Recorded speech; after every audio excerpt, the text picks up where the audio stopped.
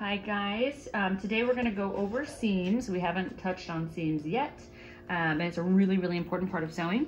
I just wanted to kind of show you, this is my sample booklet. This is what you would have produced in class.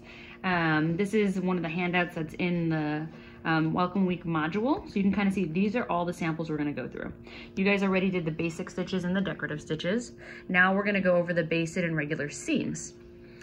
This week we'll get through all the way down here to enclosed seams. So we won't get here, but we'll get to enclosed seams in week 3.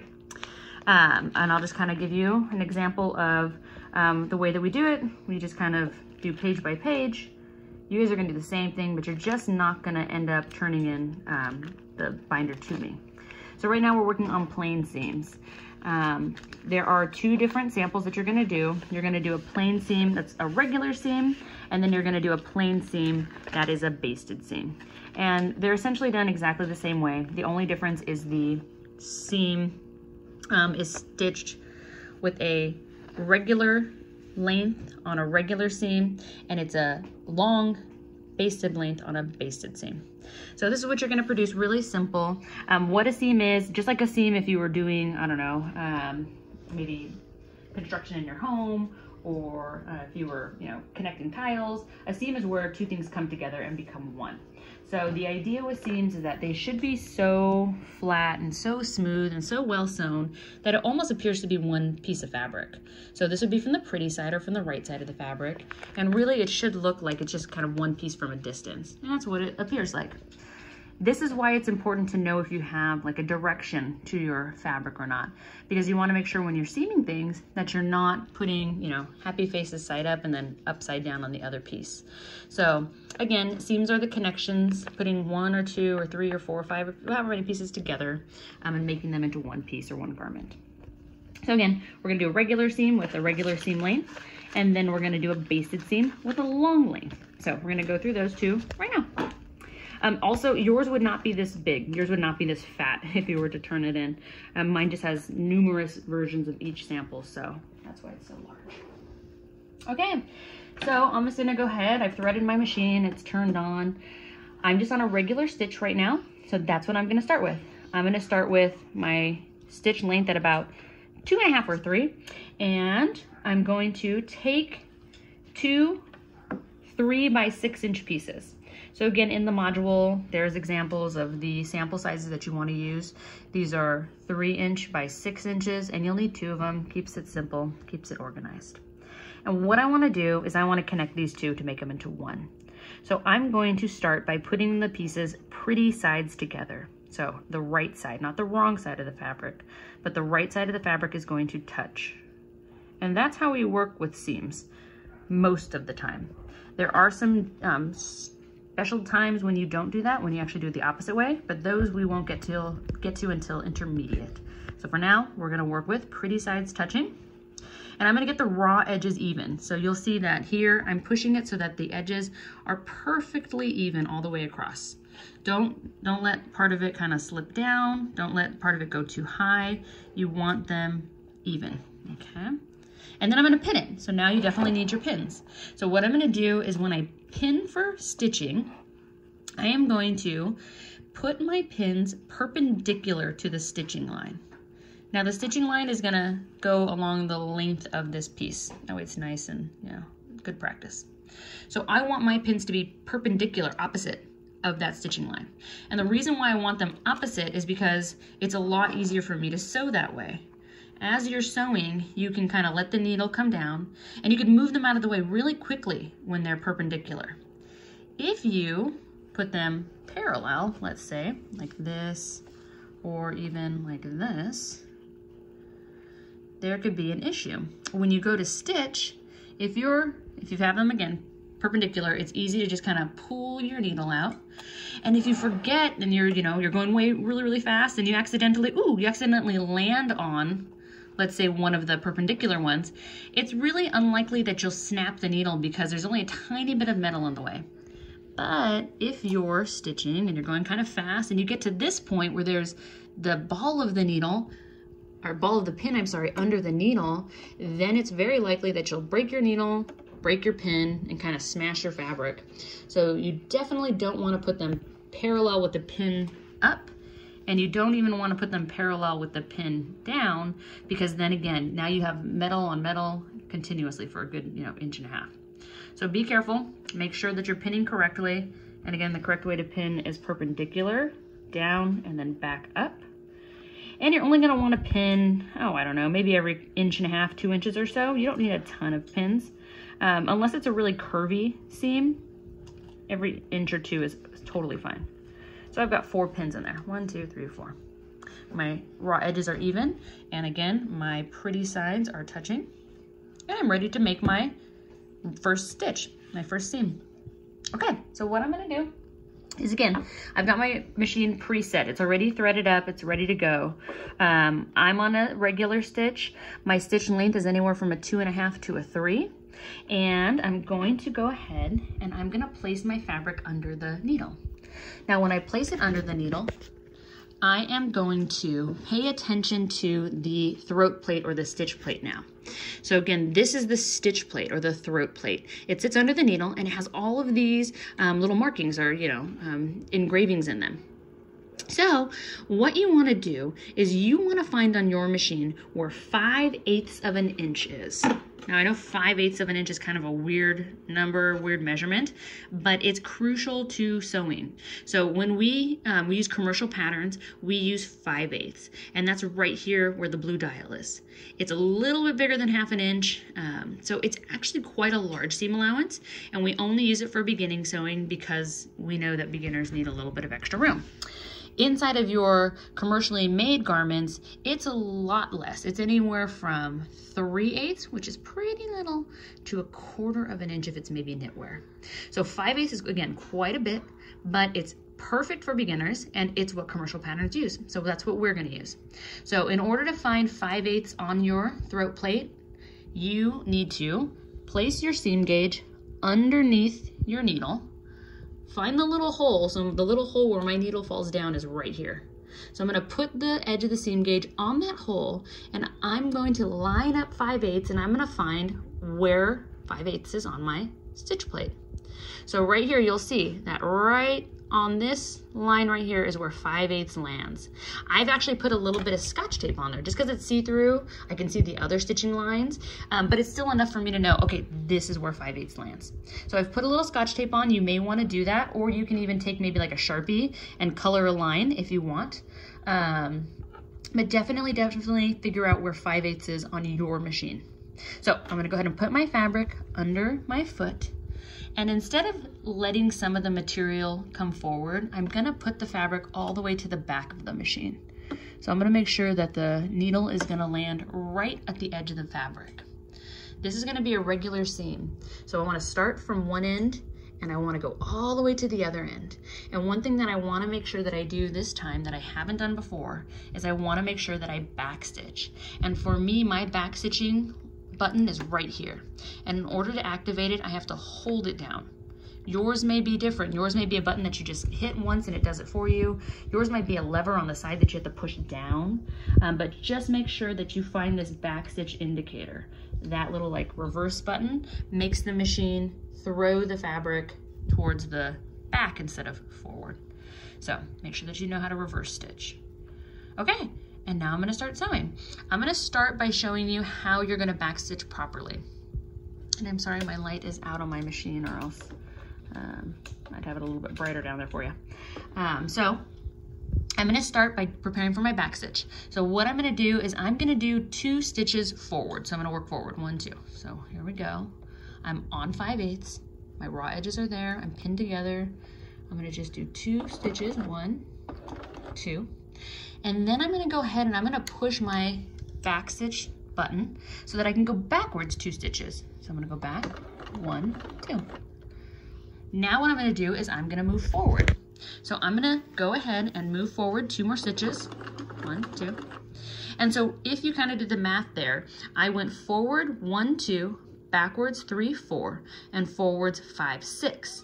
That means that there's 6 stitches overlapping each other, which is a strong lock stitch, which means that this seam is not gonna come undone.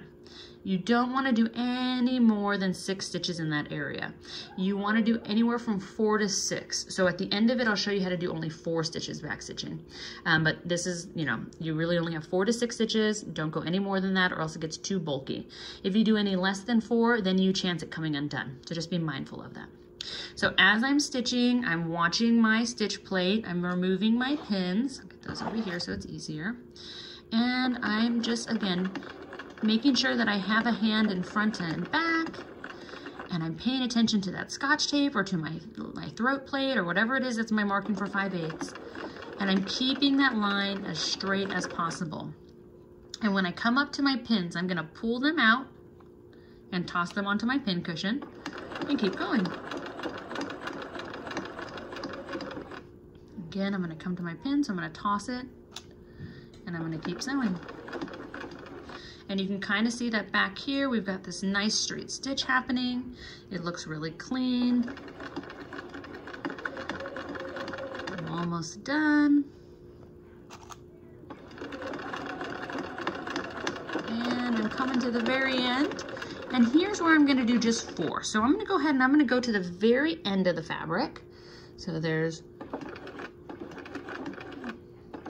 the end. Now I'm gonna go ahead and push the lever and I'm gonna go back 2 stitches. 1, 2. Now that's 4 threads of a back stitch. And if that is what you wanna do, that is sufficient. If you wanted to do 6, you could come forward 2 more stitches again. It's up to you, but 4 is enough. So I'm gonna go ahead and lift up my lever behind my machine. I'm gonna go ahead and make sure my take-up lever is at the top. And again, mine's an automatic take-up lever, so it goes up automatically. And then I'm gonna pull my fabric away and use my little thread cutter to cut the thread. Now, hopefully you can see that I have this nice, clean seam. So it looks really nice from the top. And then if I flip it over, you want your tension to be spot on, so the back of mine looks great too. So what you want to get in the habit of is you want to get in the habit of cutting your threads nice and short. If you're back stitching, get rid of everything. So I'm just gonna essentially get rid of every bit of that extra thread. So I'm getting rid of that. Okay, and now what I'm ready to do is I'm ready to go to my ironing board. So what I'm gonna do first is I'm gonna press down to kind of just like solidify and lock those stitches. And then I'm going to open my seam. And from the ugly side or the wrong side of the fabric, I'm gonna open up my seam that I just made. And I'm gonna give it a nice good press so that it lays it really flat. Because if I flip it to the good side right now, that little, you know, divot there, that little canal, it's kind of dark and shadowy. So it's really easy to see it. So if I press this really flat, that will help to get rid of that and it'll give it the illusion of one piece of fabric. So I'm gonna do that real quickly. I'm just gonna move to my ironing board. And again, I'm just gonna start by giving it a press just to kind of lock those stitches. A little bit of steam layer.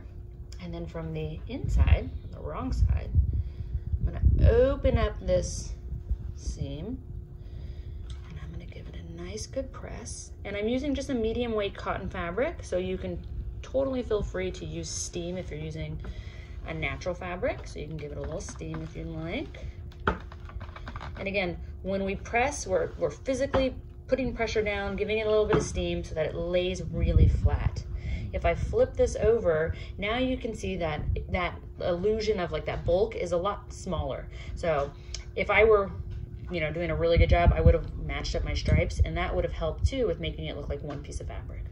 But that's it. So that's your regular seam right there. It's back stitched. It's got a 2.5 to 3 length on that stitch. And now I'm gonna show you how to do the basted. The basted is actually much easier. So I'm gonna use this piece here actually. Here I have another 2 pieces of 3x6. There is a pretty side and a wrong side to this, although it looks exactly the same. So if you can't figure it out, pick a pretty side and then I'm gonna use those together. I'm gonna put the pretty or the right sides touching. My raw edges are going to be even. I'm gonna pin it perpendicular to the stitching line, every 2 inches or so. And I'll get one more good glass head one. And again, the reason why I like these glass head ones, if I needed to forever, for whatever reason, go to the iron, I could go to the iron and press on this and it wouldn't melt the heads, which is awesome. So I like to use those glass head pins. Okay, so the one thing that I'm gonna change now is I'm gonna change the setting on my machine. So I wanna do a basted stitch, which means that I want my stitch length to be bigger. I'm gonna crank it as big as it'll go and I'm gonna take it to a 5. These are millimeters, so usually this is pretty standard 0 through 5 for your length. But if your machine has different numbers or it's, I don't know, maybe just a little bit different than this, just crank it to as big as of a length that you can get. So go as high as you can on the lane. That's gonna give me a really wide, very large stitch. It's gonna be really easy to take out. So again, we use basted stitches or basted seams when we wanna practice with something. You may have like a pocket that you wanna practice placement, or you may wanna try on a skirt and see if it fits. Try a baste first to practice it, and if it works out, then you can put a actual real stitch there. Okay, so because it's basted, we're not gonna back stitch, so don't use the back stitch button or lever, disregard. And what you want to do is you want to start from one end of the fabric and you want to go all the way to the other end, no back stitching. And I want you to leave a little bit of thread on it because with bastings, it's temporary. We want to be able to pull it out. And to easily pull it out, you can grab onto one of the threads and pull. So leave a little chain here. I'm still using my 5/8. So I'm going to line up my raw edge to the 5/8.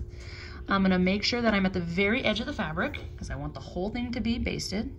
And I'm gonna start sewing. I'm moving my pins as I go. Now you'll kind of notice, ooh, it's going actually quite a bit faster. And that's because the stitches are quite a bit larger. Twice as big, more. A larger area. Okay, I'm almost done, very fast. And again, I'm gonna go all the way to the very end because I wanna make sure that the whole seam is basted. Lifting up my presser foot, making sure my take-up lever's at the top, pulling away, and again, I'm gonna leave a little bit of a thread chain and cut a little further. And the reason for that is because, again, I wanna make sure that I can take it out. So again, looks nice on the top, looks nice on the bottom. For the sake of the sample, I would love for you guys to press this and then open it up and butterfly that seam again from the inside. Just so you can kind of get in the habit of pressing. But in reality, after you baste, let's say that this is a skirt and you just want to stitch the sides to see if it fits you. You wouldn't go directly to pressing because this is just temporary. Let me show you how temporary it is. If you grab one of the threads and you give it a little tug, you can pretty easily, see how easy it is, pull this out, if I can. I'm trying not to snap it. That makes it easier to get the whole thing out. And that's okay, I snapped it, but then I can just pull the rest of it down here. Okay, and then I can go ahead and pull on the other side and take the rest of it out. So again, it's temporary, so you wouldn't want to press it because you don't want it to, you don't want anything to stay there if it's wrong. If maybe the skirt doesn't fit and it's too big, you might need to stitch further in. So it's just temporary. Again, pretty easy. If you have little dots, like mine actually showed up with little holes where the needle went through, and that's normal because this is a universal needle and it's woven fabric.